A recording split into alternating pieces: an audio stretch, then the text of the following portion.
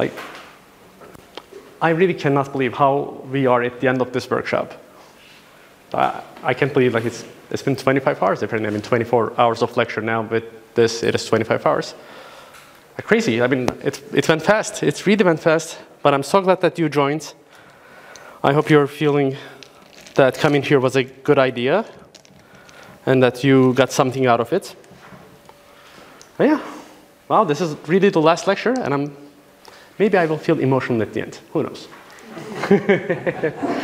So, I wasn't planning on talking much about capital-less identities, but I mean, they played a central role in my research, at least in one portion of my research, both in my PhD studies and after the PhD studies. So maybe I should say a couple of things. And starting from Silambuli. So let's not even forget about that.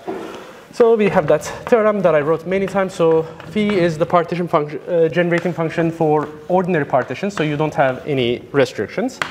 And it has this product representation, minus ABC, q sub infinity divided by AB, q sub infinity, and this factor, which is the repetition, Q, and AC. Fine.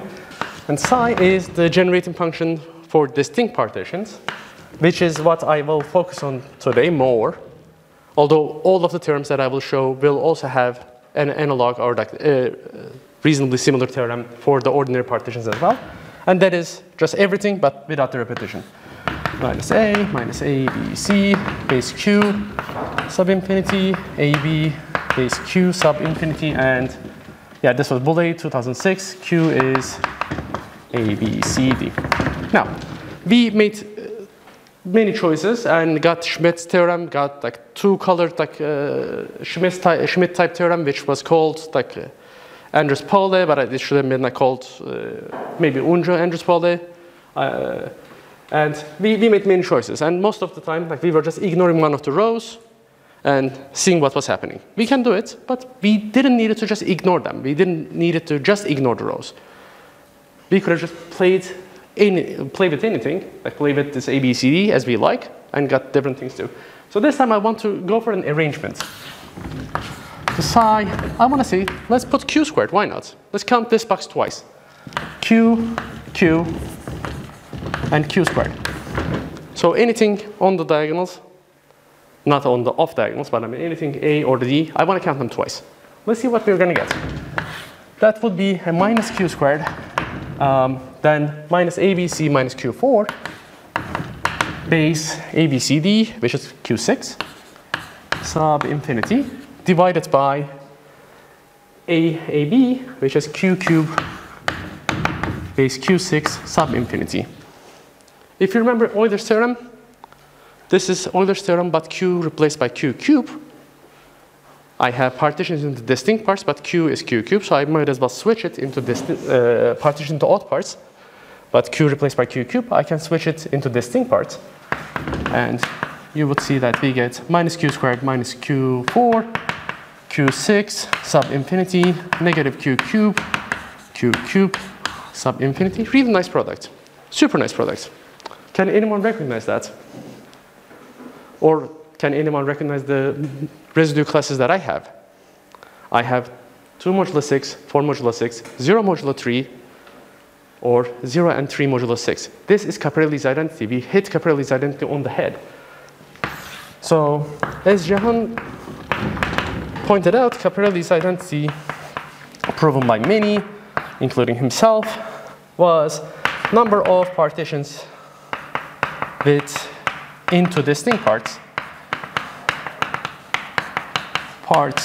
congruent to 0 to 4 and 0 to 3 and 4 modulo 6, which is all these. 0, 3 modulo 6 is here, 2 and 4 there, is equal to number of partitions with some difference conditions that I will not repeat. Well, this new way of getting the product, it gave us a companion to Caprelli's identity. So it creates another equality,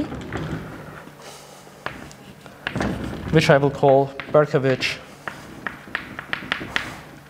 Uncu 2015. It is well, what do we get? Let's see. It is number of partitions into distinct parts, because it's psi, right? The generating function is in distinct parts, where I either have a 2 modulo 3 parts on the odd index portion or a 3 modulo 3 parts. So think about an odd row. You can end that odd row with either q squared, so with a 2 modulo 3 part, or you can end it here, which will be 2 plus 1, a 3 modulo 3. For even index rows, it is on an even index row of this distinct partition, I either have a 1 modulo 3 part or a 2 modulo 3 part, 0 modulo 3 part. So it's either 1 or 1 plus 2, which is 0 modulo 3. So this is a hybrid condition. This is like really, I have distinct partitions, so there's some gap condition, and I have some congruence conditions. So that's why we called it a companion to Caprelli's identities. And this is a third set of partitions that we count as number of partitions of the same number, n, whatever that number is, of n, the most forgotten statement here too, of n. I would have forgotten that anyway, so let me put that there. Number of partitions of n into distinct parts. It already started with distinct parts anyway, with psi, where on odd index parts, where odd indexed parts are congruent to either 2 or 0 modulo 3. So you either end at an a, and you collect q squared, which is a 2 modulo 3 part, or you end at ab, that's a 0 modulo 3 part. And even indexed ones are 1 or 0 modulo 3. So that's yet another third set. And this is maybe like why my focus actually, I focused more on Caprelli's identities than any other identity. And yeah, so maybe I should directly mention that. If you look at Caprelli's website, on his research portion, he mentions like how many papers have been written about Caprelli's identities. And we have a scoreboard in that. So Caprelli himself wrote 3 papers on that, including his original paper where he proved it. Alladi, Alladi, maybe with Andrews, maybe without, has 4. I'm just reading the top runners. Canada and Russell apparently wrote like 3 papers. Khan has something 1 about that. Jean wrote 3 things on Caprelli's website, maybe more. I'm the front runner right now with Berkovich. We have 4 on Caprelli's website, but I know that we wrote the 5th one and it's on archive. So I think we're ahead for now. So yeah, Caprelli's identities has been at the center of my research. And basically this is why. You plug in like some different weights. You can interpret that as generating functions. And we were really lucky that we found a connection with Caprelli's identities. And yeah, and as we were saying, that we can find finitizations of these two. So we were able to get like many finitizations of Caprelli's on one side. And they are in this 2015 paper. Then once Khan actually showed us his construction of building these partitions like, and growing them, we just, can we put a bound on this? And we put a bound on that in the construction, and that gave us the second bounded version. We were able to tie it together. It was quite easy with symbolic computation. We had 2 finite polynomials and a discrete parameter. We used Q-Zalberg-Lagos, basically. We just looked at the recurrences, tied them together. Berkovich and I gave the first polynomial identity that in the limit directly gives Caprelli's identities. Because before the identities were, yeah, this sum is equal to that product because Caprelli's theorem is true. They were equal that way. Now we just cut the tails and then said like this is equal in the limit. Yeah, and there are many things about that that we have done. But okay, let me move back to the Schmidt type identities because that's what we wanted to play with. Let me maybe give one more example that I haven't mentioned before, but we could have. I was always saying that we gotta be scared of like plugging in ones, we gotta be scared of plugging in ones, especially in A and B, because then we might get a pole. But we don't need to worry that much about plugging in minus ones, for example. Because then you won't get the pole. I mean, if you plug in both of them to be -1, then you still get the pole. But let me give an example how the negative ones might be really useful, or really like, quite nice. Q, Q, -1, -1. So QQ11 was Schmidt's problem. I was ignoring every second part. This time I'm plugging in -1s. So what I'm doing is I'm still taking partitions into distinct parts, and I'm still keeping the contribution of the odd index parts, but now I'm alternating on even index parts. So I have an alternating sum on the even index parts, and I have the total size of the odd index parts. And if you were to plug this in, you would directly see that this is going to be a -q, a -q plus q squared, is it? Q, Q, -1, so it's plus q squared base q squared sub infinity divided by AB, which is q squared sub infinity. Well, great. So that q squared actually cancels out. So this is -q squared sub infinity. So when you count partitions, in distinct parts, by only keeping track of the odd index part sums and alternating over the even index parts, like the total sum of the even index sums, that is the same as keeping track of number of partitions into distinct odd parts. Jean said like it's also the same as number of partitions into self-conjugate parts, for example. So with this type of approach that you have something general and you plug things down, you can actually hit many, many different theorems and find these third and different sets in many, many occasions. And it's all combinatorics. We did the dirty work. We put these things together as Legos. Now we're just raking it in. We're just taking all, we did the dirty work. Now we're actually just getting all the results. Similarly, and after this, I don't think I will use phi. If you were to do it for phi, so partitions into any parts, so pi in p, which was the set of any partition, that is, and again, yeah, I'm keeping track of the odd index parts and -1 to e pi, alternating over the even index ones. This is going to be, once you do the cancellations, it is partition function into even parts. So actually they're really nice. So we count some partitions in a different way, and we hit ordinary generating functions. Nice. If you like, I can write them combinatorially as well, just saying that this set is equal to that set is equal to this. So let's write this psi1. These are all theorems. Oh, by the way, yeah, these are all theorems from my 2022 or a month-old paper with Berkovich. So these are all Berkovich, joint with Berkovich, Uncu 2022. It's under submission. It's submitted. It's being handled. Let's see what the referees are going to say. So this first one, for example, let's write it in just open set terms. So it says number of partitions into distinct parts.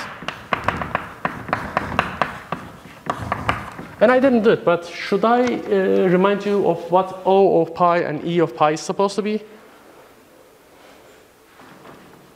Let me just track this. So you have pi, lambda1, lambda2, O of pi, well, size of pi, you add up everything. O of pi is the odd index part sum, so lambda1 plus then lambda3, we don't count lambda2, lambda4, and I will keep it, I will add more stuff to this. E of pi is lambda2 plus lambda4, so you sum up the even index part, even index terms. Okay, so if I translate this once again, it is number of partitions into distinct parts. such that this odd index sum of this partitions pi into distinct part is equal to n. You fix an n, and this and how should I write that? And with the weight, -1 to even of pi. So don't need to think too much about it. So it's either like +1 or -1. You count that partition, depending on what the even index sums are supposed to be, is equal to the number of partitions pi into distinct odd parts into distinct odd part. For the other one, it would be number of partitions pi into any partition. So distinct parts closed would go away. We don't worry about the partition being distinct. And on the second side, we have any partition into even parts. Okay. So this was just another way of plugging things in. So you can use negatives. It would make things alternate, but you can easily get the products. Because we have the product side anyway to begin with. As long as we don't introduce a pole and something doesn't make sense in the original product, we will get it. We will get a combinatorial theorem right away. So you count things in a different way, and turns out you get some connections. Great. But we have more than that. Is there a question? No? Okay. But if there's a question, please shoot. Last time we also said that we are not bound to the original theorem. We have at least one bound. Like there's a bounded version of this theorem. There is actually a doubly bounded version as well, but we are progressing at a steady pace. So let me remind you of this bounded version, and I will not touch the phi anymore. I will just do psi, the part generating function for the number of distinct partitions. I will just do those theorems, or present those theorems. And please know that for all of those terms that I will show, there is also another one, quite similar, just as beautiful, for phi. Because the only difference is that there is that extra factor, and it is going to be like reflected. It's quite the same. So let me write Ishikawa and Zheng's theorem again. That was the finitization of, for me, just psi. So psi of n, this is the generating function for partitions into distinct parts less than or equal to n with this weight on A, B, C, D. And the sum here is I from 0 to n, essentially. And it is actually the floor of n. Floor of n over 2. Choose I sub q. Last time I wrote it as 2n plus nu, but this time I want to write it with floor. So floor function is the largest integer that is smaller than this. Okay? And here it is minus a, q, and this is a ceiling function, minus I, and minus c, q, I, a, b, I. And ceiling function is the largest integer, smaller than this. Okay? So this is the generating function. We already know the interpretation of this, so we will always have the interpretation of these things, but we have a good formula, which is hypergeometric. And there's a lot of knowledge of hypergeometric functions, so maybe with specializations, we can get stuff out of this. One example is that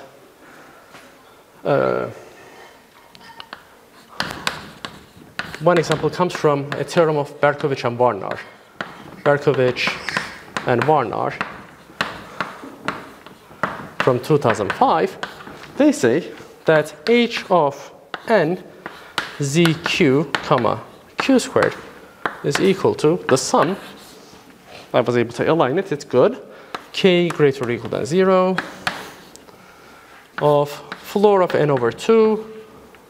Again, the floor, it's k of q to the 4 minus z q q4 n over 2 minus k. They look quite similar so far, right?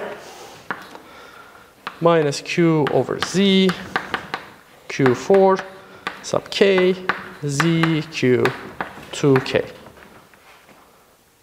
Where this h actually has a definition. It's the Rajastego polynomials that I mentioned how in partition analysis with geometry, like when Zaf does partition analysis with geometry for the congruence classes, with bounded number of parts, somehow these Rajastego polynomials show their faces too.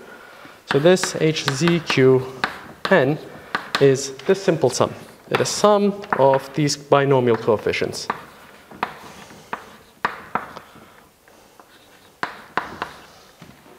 But for specialization, z goes to zq and q goes to q squared, we have a sum that is almost exactly as Ishikawa and Zheng's finitization of this generating function. And can you find a substitution for this psi so that they actually match perfectly? I'm asking this because there is one. So this hn of zq q squared, where the formula was found by Berkovich and Warner in this format, is the same as the psi function with the bound, extra bound n, the generating function for a number of distinct partitions with, where the parts are less than or equal to n, when you plug in qz, qz, q over z, and q over z.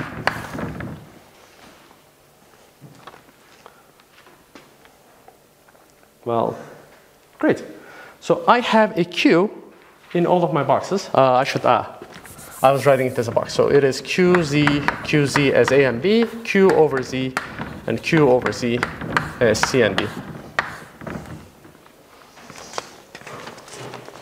Right? So I have one q in each and every box. So I'm counting the total size of the partition for sure. But what is z count? What does z count? The exponent of z count. So for every box on an odd index row, z gets a positive contribution. And for every box in an even index row, z gets a negative contribution. So I'm actually taking an alteration, right? So z is counting the number of boxes in the odd index rows minus the number of boxes in the even index rows. So this is the generating function into partitions into distinct parts less than or equal to n, where we keep the track of the size of the partition. So q exists in every box. So q is keeping track of the size of the partition. And z is big O of pi. So any odd index part gives me positive contribution of z minus even index ones. So any even indexed row gives me a negative contribution. It's 1 over z coming from them. Let me give it a definite name for that too. So let's call it gamma of z. So it is the alternating sum. And I will erase that, I guess. So gamma of pi is lambda 1 minus lambda 2 plus lambda 3 minus, oh, sorry about that, lambda 4 plus,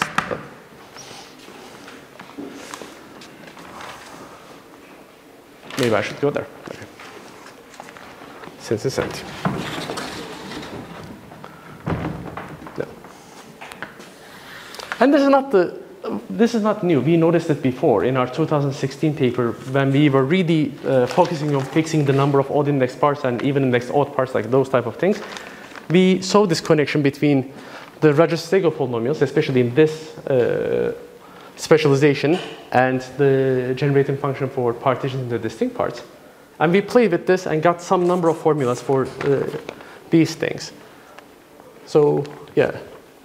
One of the things that I can maybe write as a theorem now, or maybe as a proposition, something to use, it's Berkovich, Unju, it is 16, is that if you focus on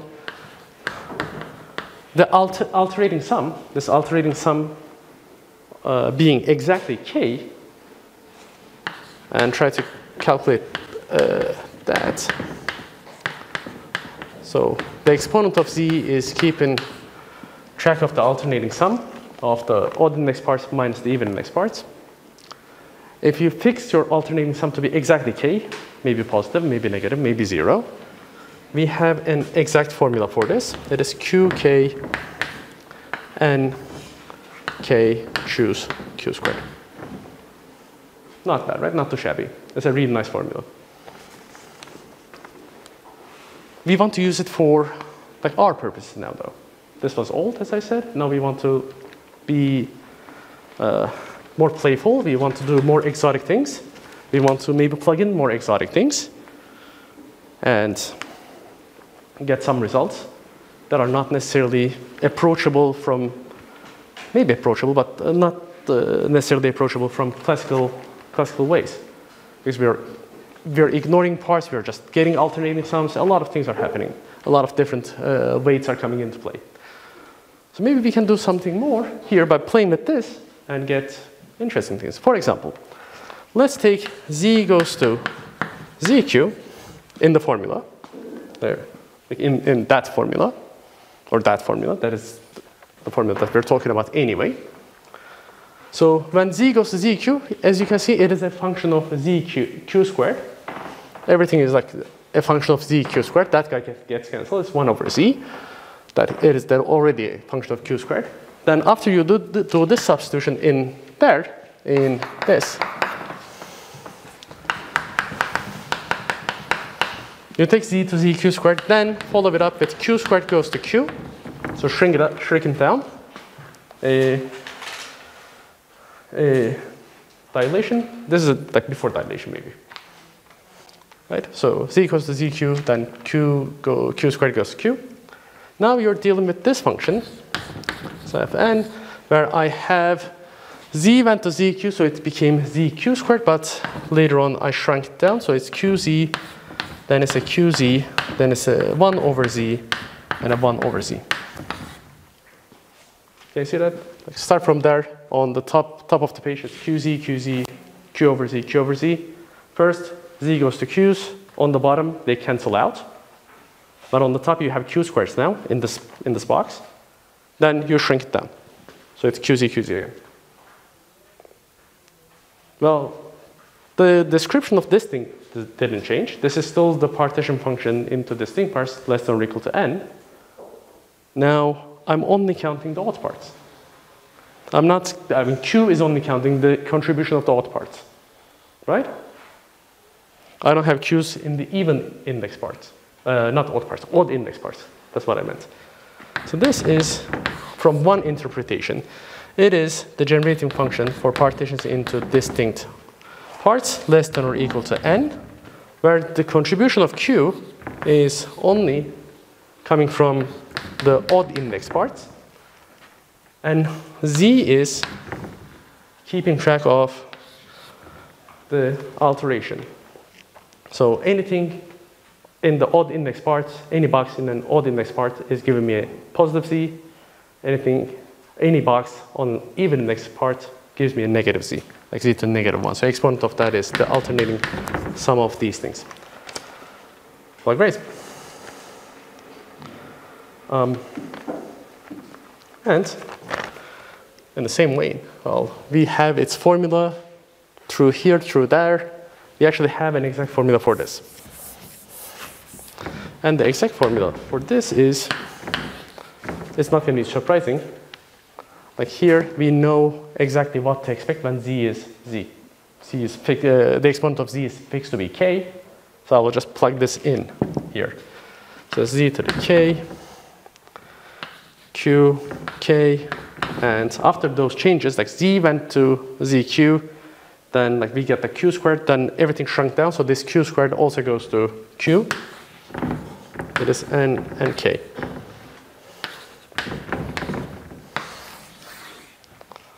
Well, great. We're playing with two things. One is the formula coming from the Rajastego of Berkovich's theorem. The other one is the constant interpretation of like this guy being, this psi being the generating function for partitions into distinct parts and a bound on the largest part. So we already have one interpretation for some partitions. We are already counting the partitions in a certain way. We have the partitions in distinct parts less than or equal to n, the contribution coming from odd index parts, and there's an alternating sum. We can ignore the alternating sum if you want to.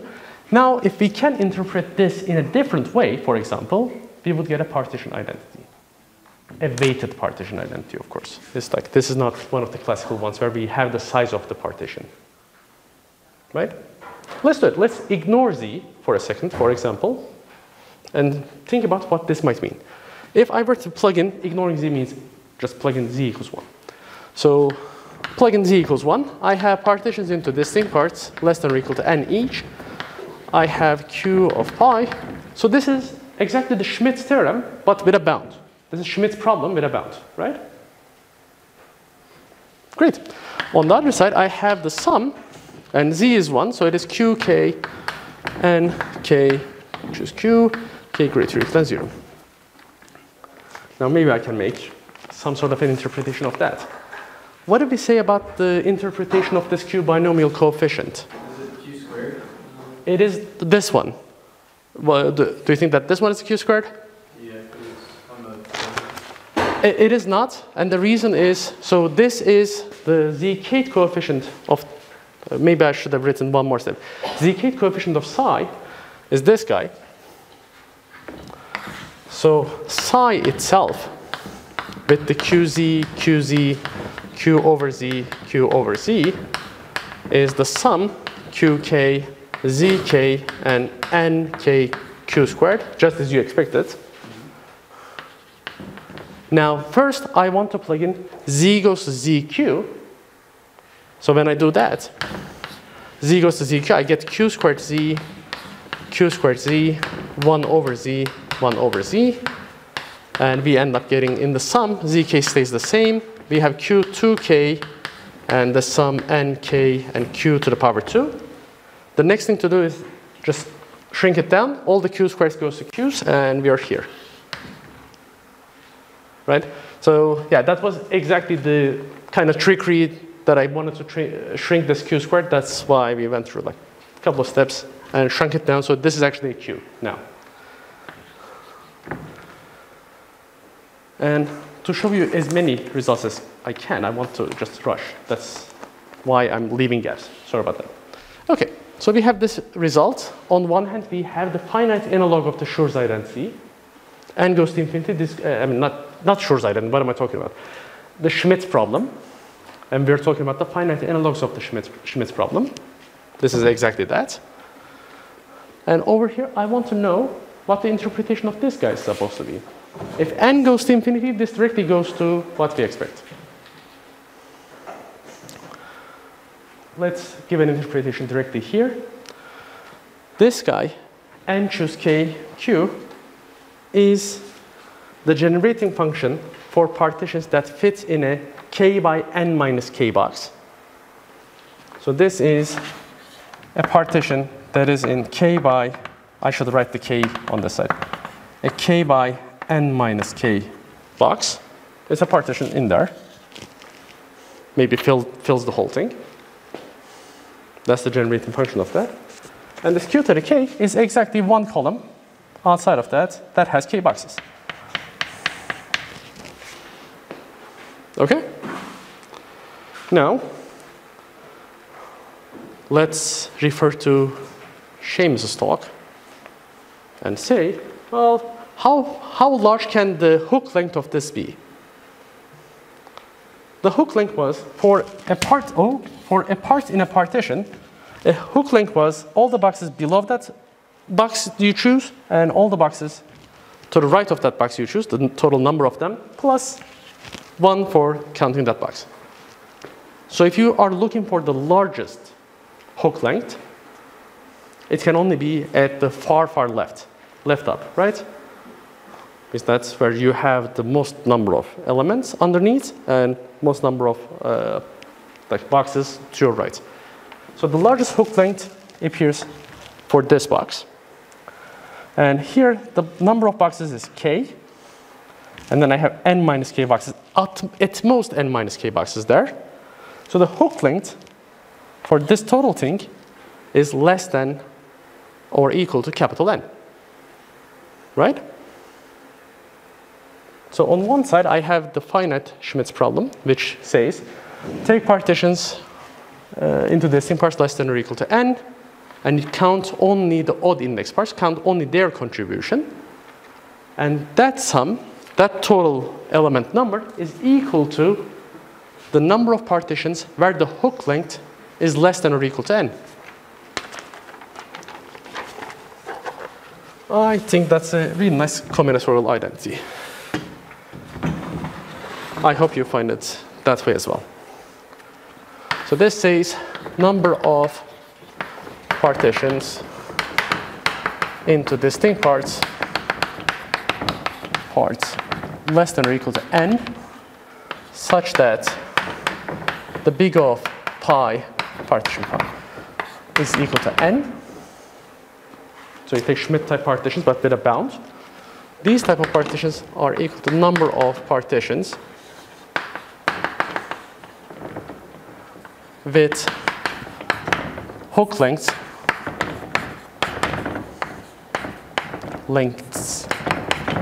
less than or equal to n. Do you want an example? Let's do that.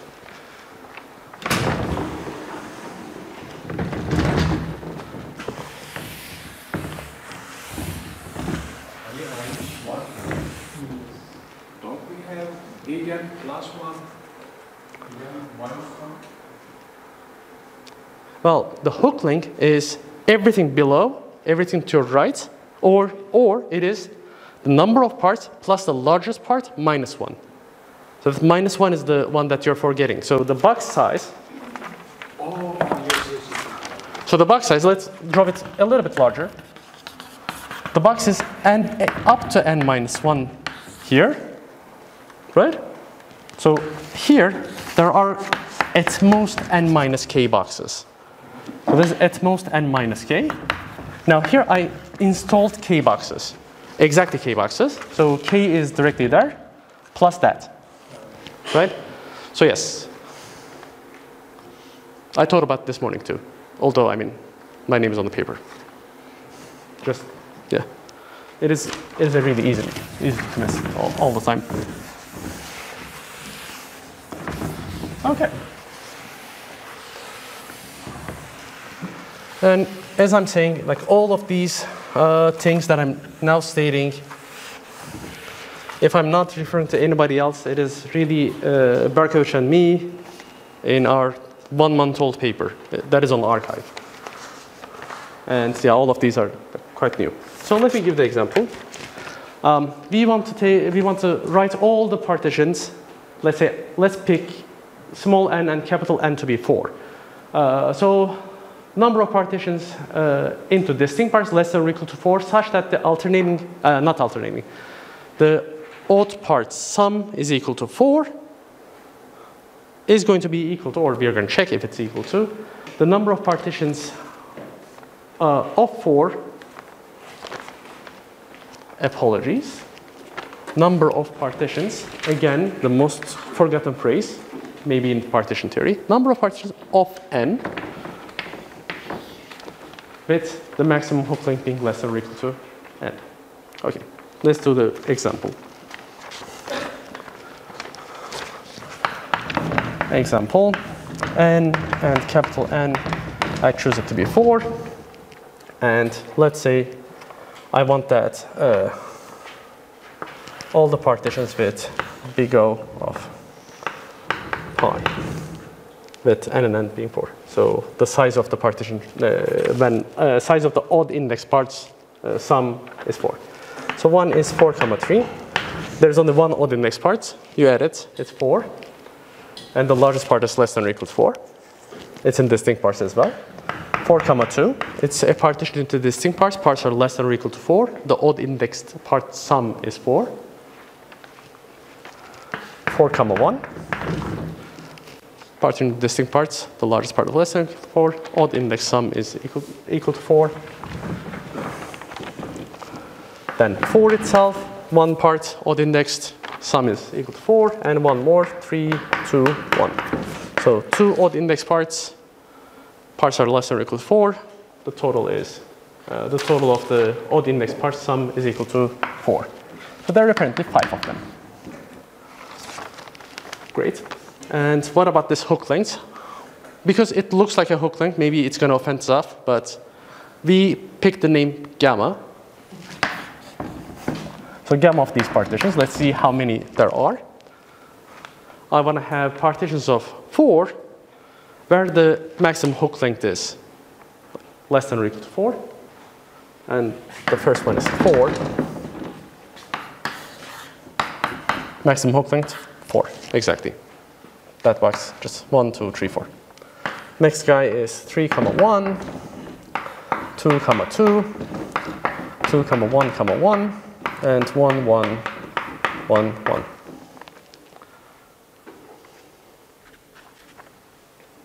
Great. Yeah. So 2 different sets, we're counting them differently, but turns out they have the same count. Well, could have been done better. Maybe we could.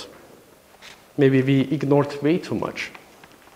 Maybe we already knew what z was supposed to be here and what the z was supposed to be here. Maybe we ignored too much information. Maybe we could have refined this theorem already. If I were to fix my k, on the left, like if I don't plug in a 1, because this, I plugged in 1 because this is the finite analog of Schmidt's problem. I just wanted to see that. That's exactly what it is. N goes to infinity, maximum hook length loses its meaning. It becomes all the partitions. On the left-hand side, you would get Schmidt's problem. But we can even refine it one more level now. We have control over the exponent of z. We have control over the exponent of z. So if I were to fix the alternating sum of Schmidt-type partitions to be like, let's say, 5, I want to force that my partition has the alternating sum between the odd parts and the even parts to be exactly 5. That would be z to the 5's coefficient, which is that term. And we already have the interpretation of that. That is the maximum hook length. But if k is fixed, that will be the maximum hook length with exactly k many parts. Right? That's how we put it. So we put k, exactly k parts, and put something in a box. If I'm fixing k, if I'm not summing over all possible k, I will be fixing the number of parts. Right? So I'm directly writing that. So extract the exponent of z. That would show you the number of Schmidt-type partitions, or number of partitions into distinct parts,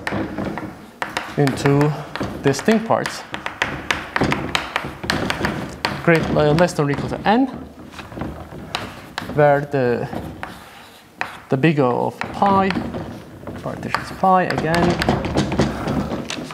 pi is equal to exactly n, and the alternating sum of parts is, let's say, k, exactly k, is equal to number of partitions, don't let me forget it this time, of n. So the odd index sum became the size here, where the hook lengths are less than or equal to n. That was the original thing. Now let's add the contribution of k into exactly k parts. Perfect. Directly just one more level of refinement of that. So it refines this list as well. For example, so the alternating sum of parts here is 4 minus 3, it is plus 1. So gamma of this partition is 1. So this should correspond to a partition with the maximum length, hook length being 4, at most 4, but into exactly 1 part. Then can you see which one that is in the list? That's that. So alternating sum here is 2. Alternating sum here is 3. Alternating sum here is 4. Alternating sum here is 3 minus 2 is 1, plus 1 is 2. Perfect. So alternating sum over here becomes the number of parts on the other side. So we have a matching of like the set that corresponds to these two partitions correspond to these two partitions here. I don't claim to have a bijection in between them. And this set of parts, I mean, there's a one-to-one matching. The number of parts is 3 over there, and the number of parts is 4 over here. Right? So quite a refinement. It splits the set into multiple subsets, like directly. And with that is under our belt, I should check the time. Good. We can do even crazier things. We have refined Schmidt's theorem. We found a finite analog. We looked at that refinement. We gave an example. We even, the finite analog was not enough. We took a refinement of that finite analog. Why don't we go like more crazy and plug in different schemes? Because we were always like plugging in Q's and 1's, and I touched negative 1's a little bit, but we could have plugged in anything that we wanted. We even mentioned the Capriles. So what about this now? If I were to plug in, let's say, a negative 1 here and a 1 there, what would that be? And this is not phi, I want psi. I want to play with just distinct parts. However, there's an equivalent theorem for the ordinary partitions for all of them. And the products are nice, the results are just as nice, just as easy to digest or like develop and take in. All right, this would be, I have some alteration in the even and next parts, but it's not for everything that I get an alteration, right? So only almost half of the part counts. Like I take an even and next parts, almost half of it contributes to the negative. So this is, yeah, pi in d less than or equal to n, q of big of n, and negative 1 is,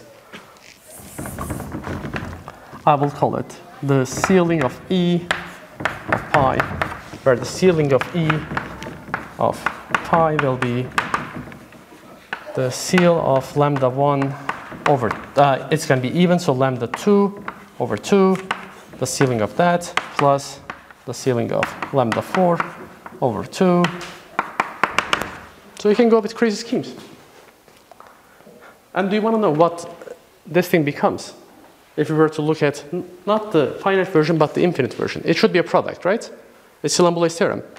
If I forget about it, if I forget, like I didn't even write it here anyway. If I forget about the bound, this should be a product. What do you think the product looks like? I mean, is it going to look terrible? It cannot, because Silamboule's theorem is like so nice, so compressed. This is nothing but just minus q squared sub infinity. Apologies, I need to introduce a negative in the base, so it alternates somehow from there too. But I can clear it. It is minus q, then a positive q cubed, q squared, q4 sub infinity.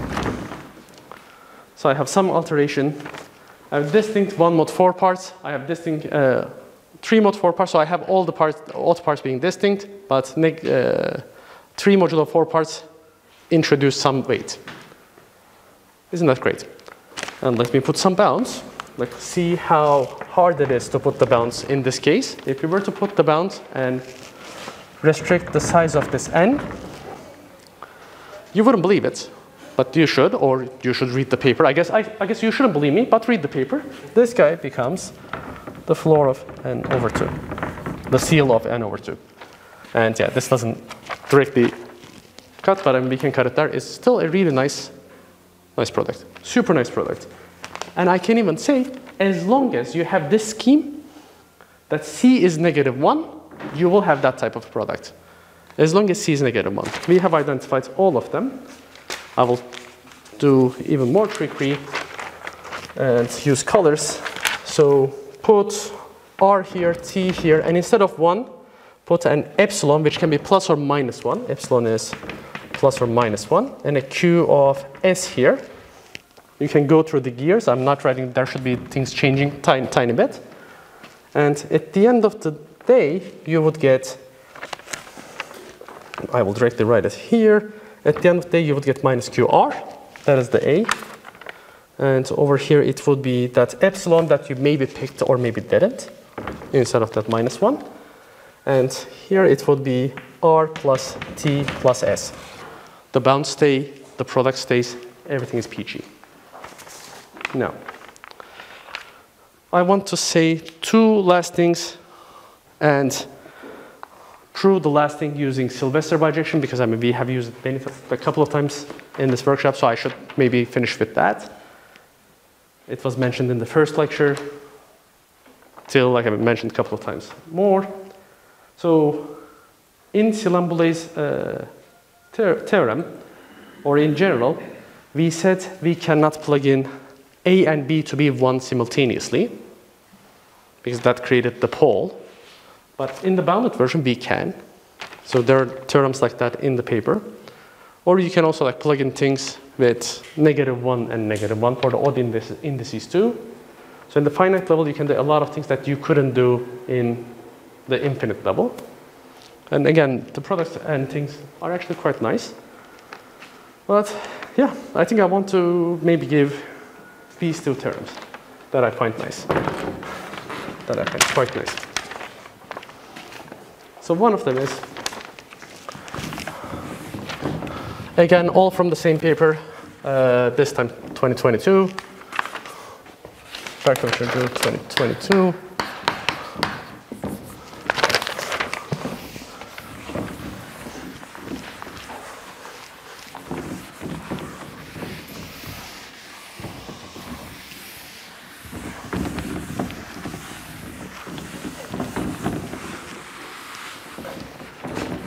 This time, just as we did for the even index part, I want to plug in -1s on the top and Q's on the bottom.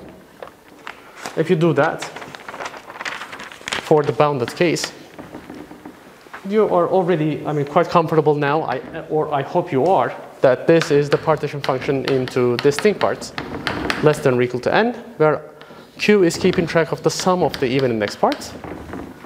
And that's why I've been keeping all the definitions on the board. And -1 to the pi. So you can look at this limit, and this would also give you an idea of why the limit in general like doesn't work. Even that is when it's like, well, not -1s but 1s. So you get two cases. I will just write it here. You get two cases. If n is even, you get, this is q squared n over 2. Underneath floor or ceiling is an even number. So it becomes an infinite product quite nicely. So you count things with these weights and it's still somehow equating to number of partitions into distinct odd parts with a bound on the largest part. And if n is odd, it is quite easy to see actually. You get one more option and it adds one more negation, everything cancels out. It's 0. And as I mentioned before, we have results of this type. And we can find the formulas using that Rajasega polynomials. And we did find formulas for Rajasega polynomials. And here's the theorem that I would like to prove or convince you that we can prove using Sylvester's bijection. So Q of E pi, again, this was the case we couldn't do when we were dealing with infinite Silamboulet. Partitions into distinct parts less than or equal to n. And I will refine it. And the alternating sum of these parts is equal to j. So we can have refinements of these two. So partitions of into distinct partitions less than or equal to capital N. I fix an alternating sum to be j. I'm counting only the even index parts. I will claim that this is the same as this guy, n j sub q. The number of partitions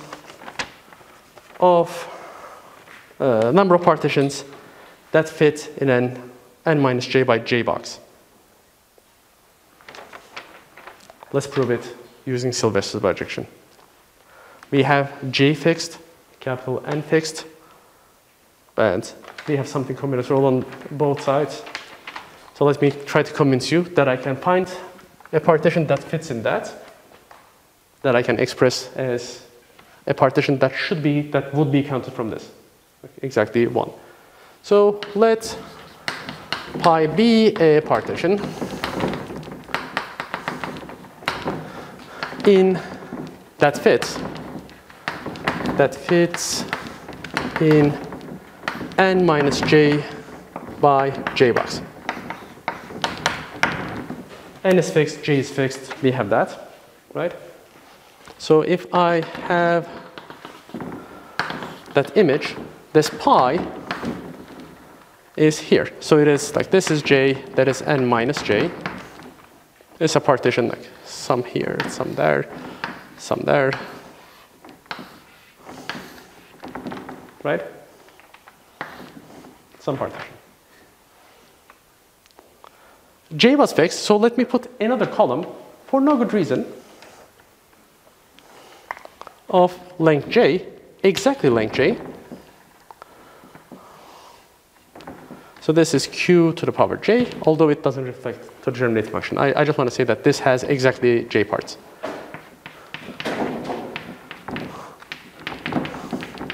Exactly j boxes. Cool. In Sylvester bijection, the way that I like to see things is I like to see a butterfly cut. I want to see that it opens from the middle. So let me construct it myself. Whatever this pi was, let me write a reflection of that on the left.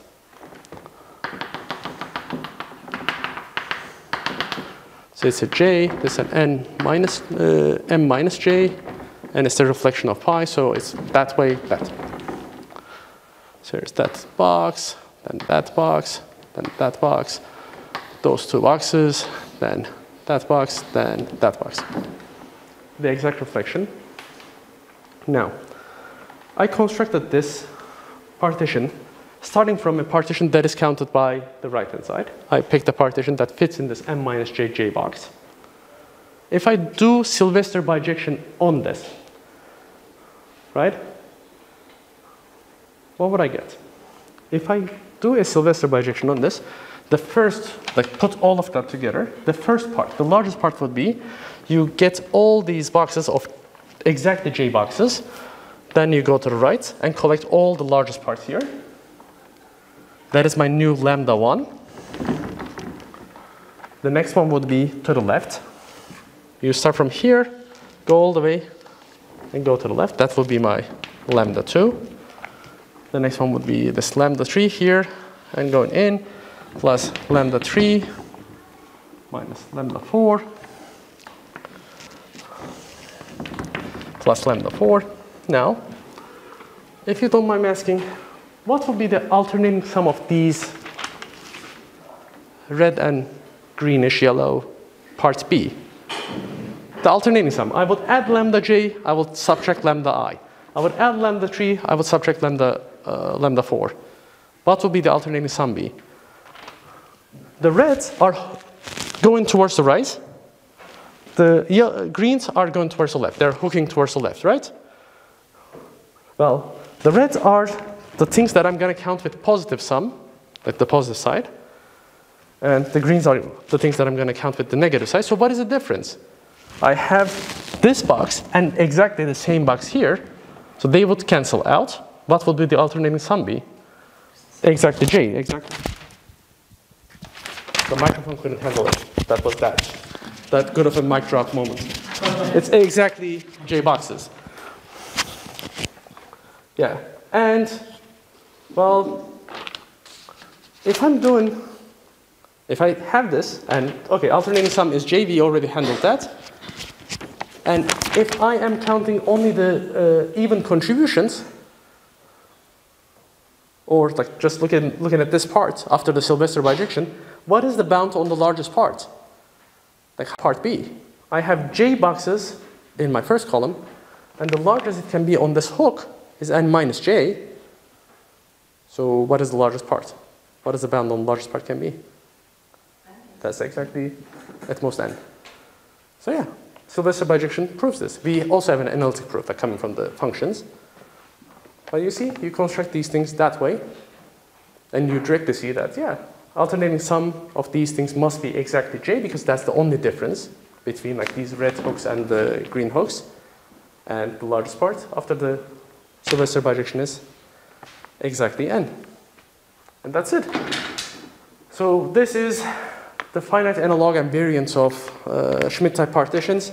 We also translated many of them to closer to Al-Ladi's theorem with more conventional multiplicative weights, if you want to read them too.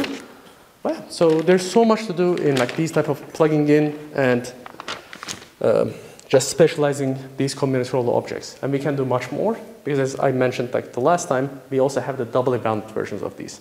It's just we don't want to touch them yet, because they're fourfold sums. If you want to play with them, be my guest. Please do. Yeah. And I guess this brings us to the end of the workshop. Yeah. Well, thank you. Thank you for coming.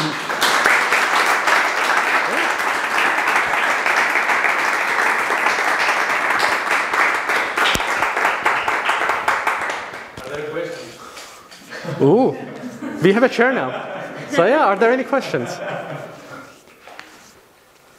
If you have any questions, I mean, I'm still here. But yeah, before we end, I really want to thank you all for coming. I want to thank my friends that came here, that gave all these lectures. I want to thank Jean. I want to thank Walter, Khan, Zaf, not in this order, Khan, Jean, Walter, all together at the top, Zaf on the side. I want to thank the village, of course, for giving us this platform, giving us this great opportunity to be here. I hope you had a good time. I also want to thank the Turkish Math Association for supporting us in our efforts. And yeah, it was great for me. I hope that we can keep the ball rolling and have more of these workshops. I really want to have them. And apparently my eagerness made me the main organizer of this event. I think I need to admit it now that it's ending. And I'm really happy about that. I hope I will see you again. We had some returning faces from the first workshop. It was great to see. We have some new faces. It was great to have new people here too. Yeah, really, thank you. It was a great week.